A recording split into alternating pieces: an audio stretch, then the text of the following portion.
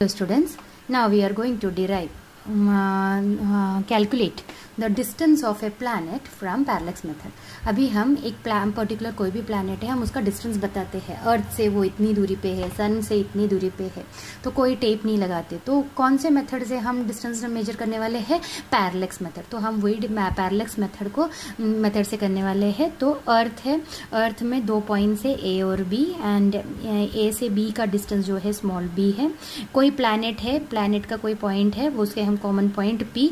तो ए में से हम टेलीस्कोप लगा के हम वहां देखेंगे, बी में से टेलीस्कोप लगा के यहाँ देखेंगे, हमें ये एंगल मिल जाएगा. बी पता है तो डी कैन बी डिटरमाइंड. सो अभी डी कैसे निकालते हैं, जल्दी से हम लिख लेते हैं. Everything in this derivation, in this let P be a planet whose distance capital D हमें क्या करना है, मेजर करना है, is to be measured from the surface of earth. अब ये हम कहाँ से डिटरमाइन कर रहे हैं? From the surface of earth से कर रहे हैं. The planet is observed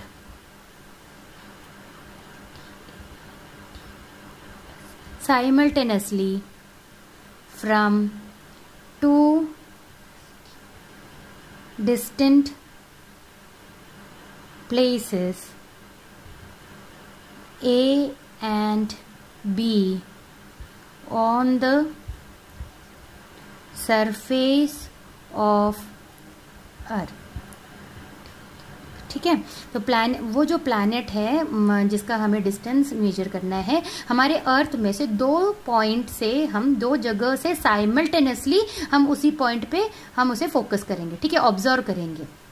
very important word, simultaneously. हम साइमल्टेनियसली उसको ऑब्जर्व करेंगे. ठीक है. The distance between the 2 points on earth AB है अर्थ पे, is equal to B,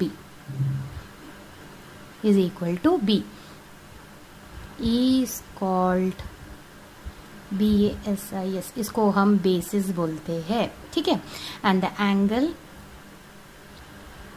and the angle between the 2 directions along which planet is observed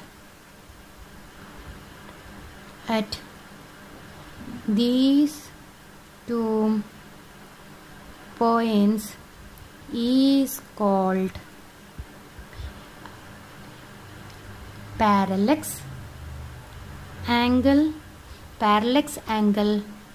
or parallatic angle. ये जो angle है, जो हम 2 जगह, डिफरेंट जगह अर्थ के ऊपर से साइमल्टेनियसली हम एक पॉइंट को ऑब्जर्व करेंगे, तो यहाँ पे जो एंगल एक्सटेंड होगा उसको हम पैरेलेक्स एंगल बोलेंगे या पैरेलेटिक एंगल बोलेंगे. Late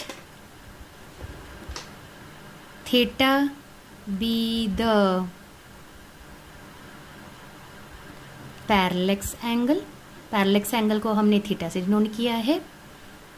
if A B is equal to B and A P which is equal to B P, तुम देखोगे अर्थ से एक point B is equal to B, earth में बी पॉइंट है, P से उस प्लैनेट तक P point, E is equal to capital D is the distance of द planet from the surface of earth, then theta जो रहेगा which is equal to A B upon capital D. Very important, एक ही formula है, theta is equal to A B upon D which is nothing but small b upon capital D. हमें determine capital D करना है, therefore capital D is equal to B upon theta. अब इनके units लिख लेते हैं। If theta is in radians, b is in astronomical unit, अगर b astronomical unit रहा तो d भी एस्ट्रोनॉमिकल यूनिट में ही तुम्हें आंसर मिलेगा। अगर b इज इन मीटर्स तो तुम्हारा जो d है इसका यूनिट भी रहेगा मीटर्स। Thank you.